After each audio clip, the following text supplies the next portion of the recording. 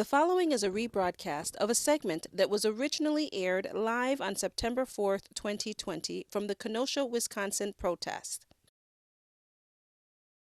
The distortion seen and heard in the original broadcast has been removed.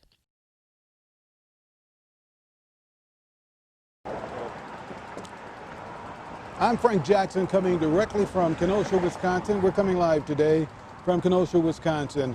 There are a few things happening here today, and I want to talk a little bit about that and kind of give you an update of the Kenosha scene today. First of all, I want to talk about how on the heels of President Donald Trump's visit to Kenosha to support the law enforcement here, and in the wake of the community protest over the police shooting of Jacob Blake, Joe Biden decided to make a stop by today. He did come into town. He met for a community meeting at the Grace Community Church just a little bit, I guess about half hour from where we stand right now. This marks the former vice president's first campaign stop in Wisconsin since declaring his candidacy. The Democratic presidential nominee and his wife, Jill Biden, did hold that community meeting, and it was in an attempt to bring together Americans to heal and address the challenges that we face, according to Biden's campaign. After the meeting, the Bidens had planned on making a stop at an unidentified location. One of the reasons we're standing right here in this particular spot, though, I want to just talk a little bit about this. There's still shootings taking place. As some of you know, there was a shooting in South Los Angeles just the other day. A young man riding a bike, supposedly illegally, was pulled over by police. When he was pulled over, he took off running. Now, yeah, why wouldn't he run? Because young men who end up in handcuffs get killed by police. So yes, he did run.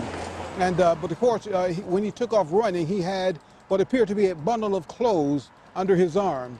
Somehow he dropped that bundle of clothes, and what the police saw, according to the police spokesperson, a handgun fell on the ground. A semi-automatic handgun fell on the ground. Upon seeing that, this is when the spokesperson said, upon seeing that gun, the police-involved shooting occurred.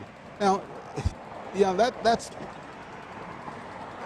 is one of the things that shows the difference between white justice in this country and black justice. There are two justice systems, and if there isn't two justice systems, if there's just one justice system, then that's a broken justice system, and it needs to be repaired. Now, the reason we're standing here where we are right now is most of you know about Kyle Rittenhouse. Kyle Rittenhouse is the young man who came to Kenosha as a self-proclaimed vigilante to stand guard over the businesses here in Kenosha. He's from Antioch, Illinois, came across the Illinois border into Wisconsin. His mother brought him here to stand guard with the militia. Now, he came with I don't know how many weapons he had, but he had an AR-15 assault-type weapon. And while in Kenosha, apparently he felt that one of the businesses was being threatened. Now, witnesses, there are a lot of sketchy stories. Witnesses have told me some of everything. And apparently some of them are saying that he shot someone even before the infamous shootings took place. But what we do know is at some point when Kyle felt that he was under attack by the crowd, and the crowd, from what they tell me, were going after him because he had already used his weapon and shot someone who was in that larger crowd. As he took off running, they tried to stop him. He ended up falling right about here in this spot. And we know it was here because his back was backed up to this fence here at the Montessori school, the Montessori Children's School. His back was backed up here, and this all took place by the Montessori School and the United Methodist Church. So Kyle fell on the ground here as someone tried to kick the gun away from him. He missed that person, but he did end up shooting someone else. He shot two people. He shot Rosenbaum and he shot Huber, Anthony Huber. When he shot these men, they both died. One, unfortunately, died at the scene. They may have both died at the scene, I don't know. But we do have witnesses. We do have photos posted On the website, we have photos posted. If you would go to the Armed website, if you go to my website, Frank Jackson's website, you'll see images posted of Anthony Huber as he's actually dying. And we would hope that you wouldn't share that with children, but there are photos posted of him. And these photos were given to us by his friend who was actually cradling him as he was dying. But now, here's the interesting thing.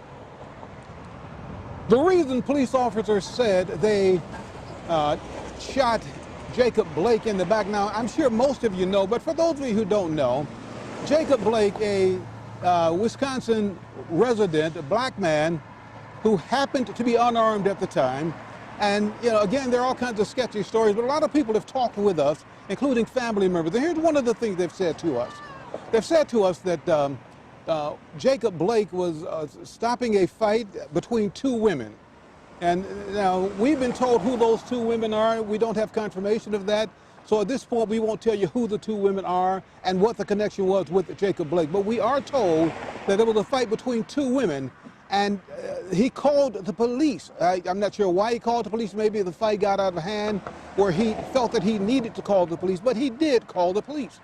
And when the police came on the scene, they wanted him to get on the ground, and they wanted to handcuff him.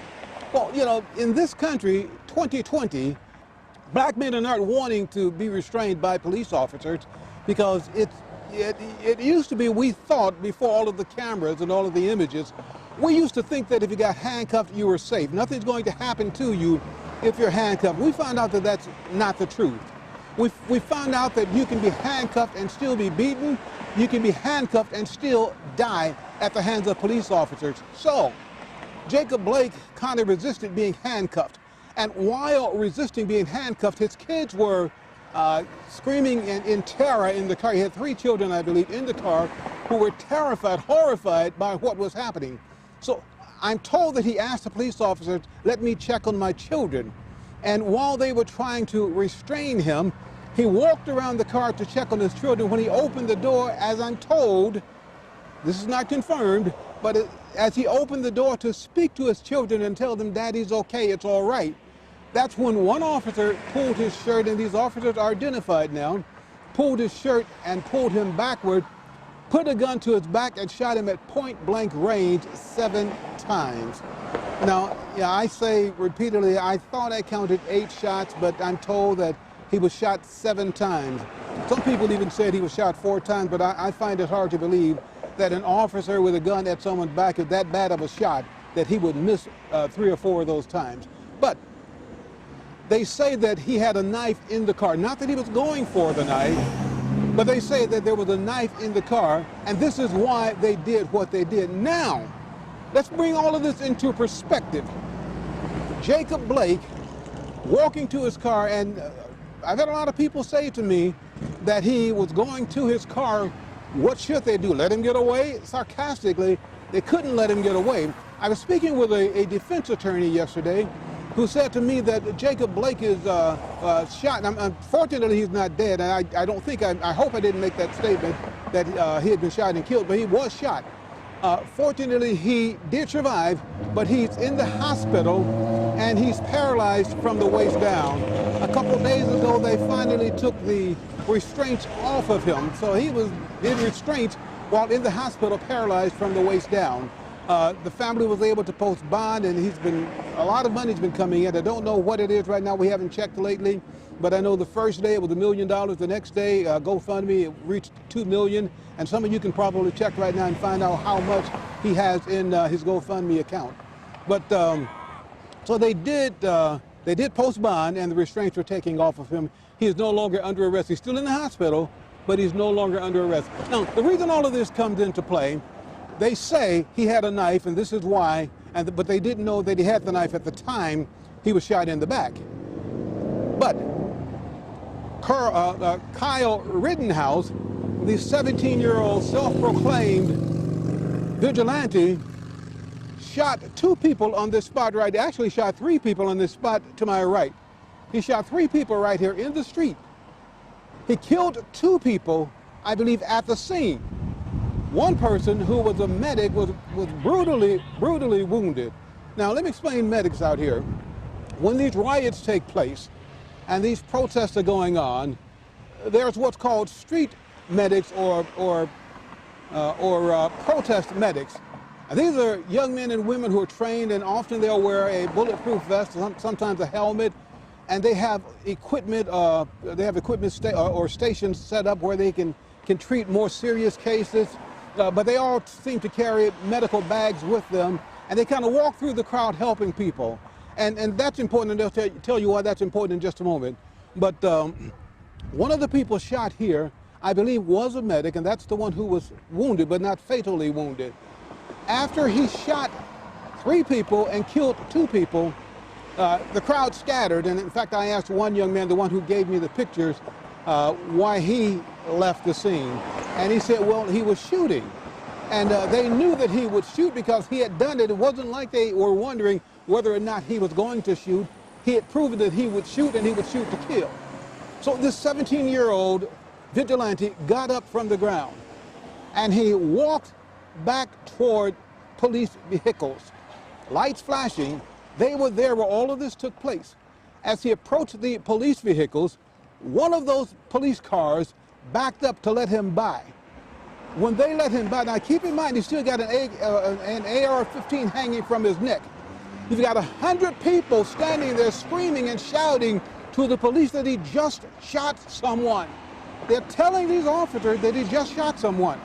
But the police, one backed his car up to let Kyle by, and as Kyle passed that officer's car, then the armored vehicles pulled forward to form a barrier. Now, I don't know this is why they were doing it, but this is clearly what they did, to form a barrier between the crowd, the protesters, those who were accusing him of having shot someone. They formed a barrier between them and Kyle, and they actually rallied around him and protected him from the crowd after he had just shot someone.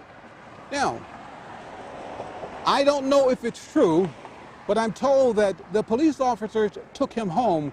What we do know is that it's rumored here that they gave him water and they took good care of him. And I'm told that they took him home. His mother brought him here, and I'm told that the police took him home.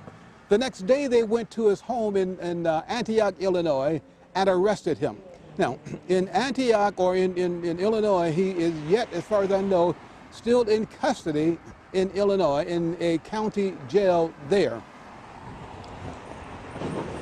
People have asked me, since I've been here, what should they have do? Let him get away when they talk about Jacob Blake?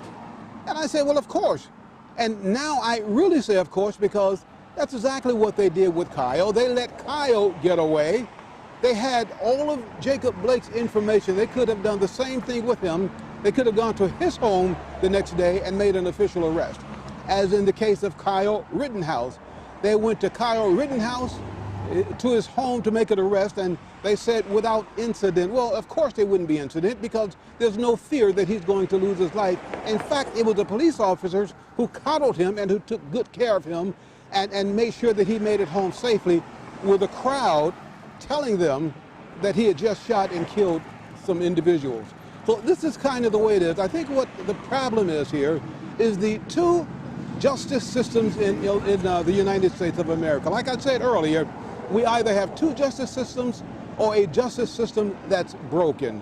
Now, you know, I repeatedly said that there are too many weapons here. On that Tuesday, that fatal Tuesday night, when Kyle Rittenhouse killed those 2 men, I said minutes before that, I said hours before that, there are too many weapons here.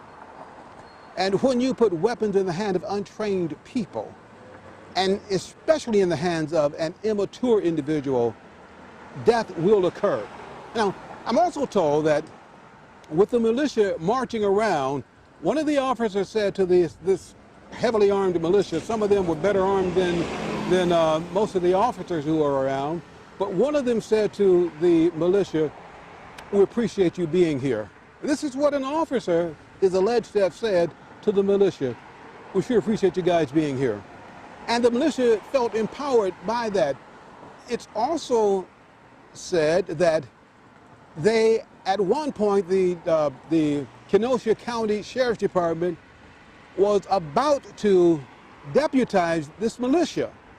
Now, these are untrained individuals. These are unprofessionals with weapons. They were about to deputize them as though they needed the help. And God forbid that that would have happened. Had that happened, last Tuesday would have been a much bloodier Tuesday than it actually was. So I just wanted you to see this spot. And just let's get a shot here. This all took place in front of the Montessori Children's House. Swing around, it's right next to the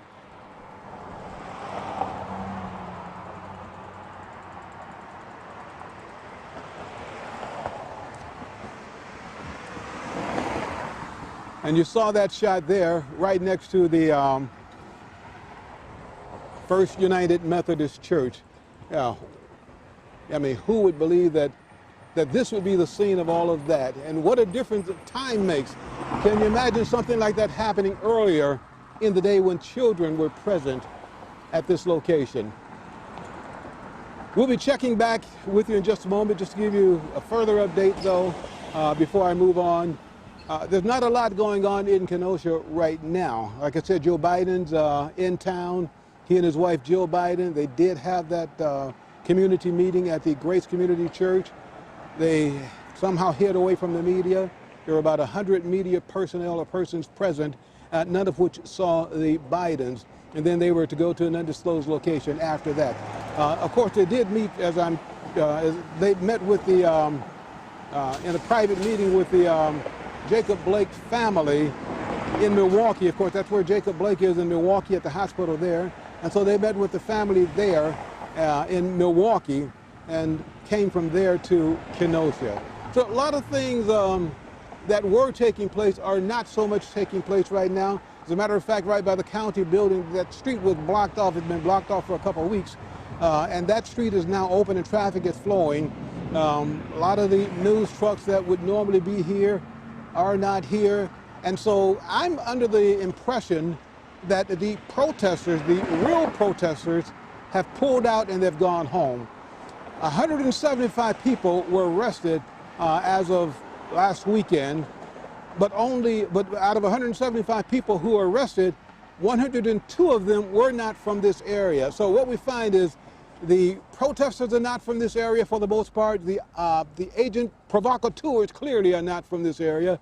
And most of the media is not from this area. The Chicago media was very, very strong here. ABC, CBS, Telemundo, and very strong here. We did come across a lot of media personnel and media people who were from other parts of the world. So we had an opportunity to work with some of them. One from Germany, one from, well, I can't even tell you where they're all from. One from a Chinese network, China network. And so we had a chance to, well, I say work with, but more fellowship with than anything else, because we all had our own agenda once we got here. And so it's a quiet night here. It's heading up toward night. And I'm thinking, just because that street is open over there by the county building, that they're not expecting any trouble whatsoever. So I appreciate that, and I am very happy to report that it's a quiet night, quiet day here in Kenosha, Wisconsin. So I'll be back with you later, but reporting for U.S. and World News and Review, I'm Frank Jackson in Kenosha, Wisconsin. We'll be back later.